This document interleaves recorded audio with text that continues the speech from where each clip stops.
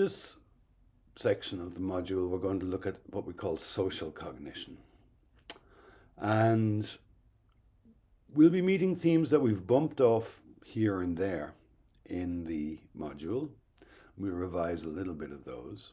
And what we're going to be confronting, though, is the limitations of a picture of ourselves that is resolutely individual, that stresses our individuality and our distinctness from everybody else. Now, cognitive science is interdisciplinary, and we draw on many different sciences.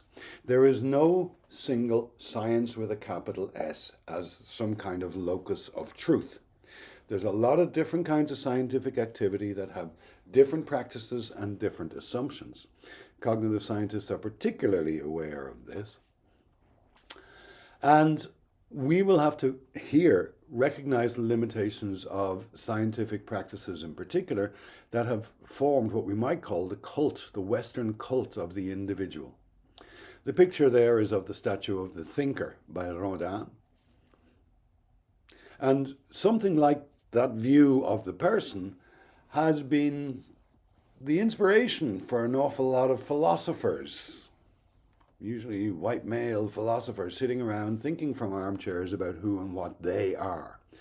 And it has generated something of a cult. Now, in the development of the individual, what we'll see is we have curated values that we have. The notion that the person is unique, is valuable, is special, and is to be granted lots of rights and so on. This runs very, very deep. But in our theorizing about ourselves, what we'll see is that there's a lopsidedness and that there are limits to how far we can take individualism. The constant assertion of I tends to hide the fact that we are interdependent, that we exist in a web of relations, and that we can only exist in a web of relations. Now, if we take the notion of I too far, then we end up at an absurd limit, which is known as solipsism. Solipsism is a philosophical position, if you like to call it that, of the ridiculous variety. Nobody wants to argue for it. But it goes like this. Am I conscious? Yes, I'm conscious. I know I'm conscious. You can't talk me out of that. I'm conscious. How do I know you're conscious? I infer you're conscious. I could be wrong about that. So the only creature in the entire universe I'm sure is conscious is me. So maybe I am the only creature in the entire universe who's conscious. Maybe my consciousness is all that exists. It's an absurd conclusion. Nobody wants it, but it threatens whenever we speak of mind as if we had identified the mind, found it, and that it was closed, it had an inside and an outside, and it was singular, and perhaps, well, in the head. Taking mind too literally in this sense threatens to bring us into this absurdity. Now, science has developed in a largely Western and Christian environment. Many other traditions have given rise to views of the person, and they are varied. There's no single view of the person that has won out, and we can see the Western cult of the individual as just one among many options. In Africa, for example, the philosophy of Ubuntu recognizes that a person is a person through other people. I think Vygotsky might like that as well, emphasizes that you're nothing without others. Now, I said that there are values in underlying our characterization of the individual. And we've been very, very good at this. The uniqueness of the individual, their particularity, their essence, and their intrinsic worth. Those are values we're not going to give up. And we made a good example of how this has been carefully nurtured when we looked at the developmental psychology of Jean Piaget. Remember, Jean Piaget took a strongly individualistic stance. He viewed the developing child much like one could view a plant. That is, it's going to go through a sequence of stages, in the sunflower's case, from seed to fully mature flower. And those stages must come in a particular order. They can't be short-circuited or bypassed. There's a naturalness to this developmental process. And Piaget's position was extremely useful and continues to be useful. But in focusing on the sunflower to the exclusion of everything else, what gets left behind are the dependencies and interrelations of the sunflower. Sunflowers depend on funguses and their roots. They depend on soil. They depend on the weather. They depend on pollinators, and they depend on each other. Even sunflowers are not actually detached, separate individuals, and the portrayal of an individual sunflower is an abstraction which leaves behind all these interrelations. Now, we had a useful counterpart, another way of coming at us there in development, from Lev Vygotsky. He came from the new communist Soviet Union, and in that particular cultural setting, the individual was beneath, as it were, the collective. And so he provided us with a radically different, far more social, and what we might say intersubjective view of human development. By intersubjective, I don't mean, what I'm trying to get away from is the language of simple, I'm a subject with a mind, the world is there. Subject-object division.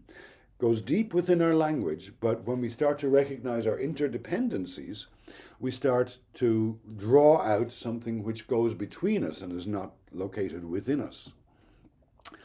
Sticking with development, we noted how extremely altricial humans are. That is, we're born absolutely helpless and in need of parental care and attention, and we need everything provided for us for a very long period of time. Of all the animals in the world, we're the most altricial, the most helpless at birth. And yet, particularly in scientific psychology, the thing that psychology is about is all too often understood to be the adult, and more usually the adult male. Like, as you can see here, Vitruvian man is the Western Christian ideal that has been curated in the West. By taking the adult male as the man, we ignore our dependencies. That places infants and the elderly and the disabled in second place. And of course, the very valorization of a single notion of man is the underlying problem of white nationalism as well. So we need to be careful and to make sure that we're developing theories that can also acknowledge our interdependencies and our variety. It was in this context, too, that we noted that the recognition of this long developmental period completely prevents us from drawing a hard line between nature and culture, or nature and nurture. And in this way, we become more aware that we are mixed up in different processes at different times in our life, and we don't separate out into a biological individual here and a cultural individual there. Staying with babies, when we saw that when people work with babies, you can't study a baby as a detached object. We saw in the few studies that we looked at, we saw the researchers working very hard to engage with the babies. They had to recognize the character of the babies and engage interactively with it. This is intersubjectivity. What's going on is between people, but not within closed minds. When it came to language, we bumped against this as well, and we noted the interesting hypothesis by Michael Tomasello, which is that perhaps the most important biological change in the last few million years, since the last common ancestor of the chimpanzee, the bonobo, and the human, is not that, well, we lost our hair, some of us more than others, but it's the white of the eye that distinguishes us from the apes. And that small biological change leads to a profound change in the way in which we interact with each other. Because of the white of the eye, we have a clear index of where someone else is paying attention. And so humans grow up in this environment, cocoon of joint attention all the time. Pointing once more to our entanglements rather than our distinctness. And in language, we also met joint speech, a form of languaging in which the individual is not really of interest. What's interest here is a collective activity, and joint speech has been missed by linguistics. There is very little science around of it, but we saw that the practices in which joint speech is found are not accidental. They include ritual and prayer. They include protest. They include primary education, and of course, the fun business of sports. These are foundational activities, activities in which people make creatively and jointly their collective identities. So when I say that we are faced with a problematic cult of the individual, I mean we have many, many sides to us. There's many questions we can ask, and we're going to need more than one perspective. But there is a worrying tendency to develop stories which emphasize the individual over the collective. Now, at this point in human history, we have never needed as badly to understand our interdependencies, our tie-in to natural processes, our ecological being, if you like. So we have an urgent need to develop new stories here. We are not detached, separate beings. If you look at these two people dancing,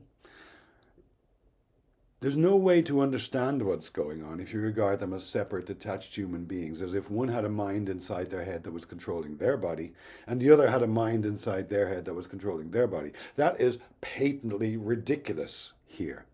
The dance is a joint achievement, and the very notion of control with its puppeteering shadow image is absolutely useless. We'll be revisiting the dependencies in movement in a later part of the module, but for now we've done enough to open up this topic. We will explore the social in us from various angles. So one question we can ask is, what forms of animal sociality exist? It's only since Darwin, since about 1850, that we've realized that we are animals and we have to understand ourselves as animals. We are not separate from nature, we're not above the animals, we're not distinct. So one thing to ask is, what forms of animal sociality exist? And are they relevant for understanding ourselves? And in what way are they relevant for understanding ourselves? Then we have a great deal of work done in individualistic psychology, and that work has also turned to social phenomena. There's a field known as social psychology. So we'll have a look and see what that can and cannot say about ourselves, what kind of an activity it is, and we'll find it sadly lacking. And finally, we'll turn and just ask ourselves, well, given that there's a need to develop new ideas in this space, what are some of the ongoing new ideas that cognitive science is exploring? So it's a fun agenda ahead.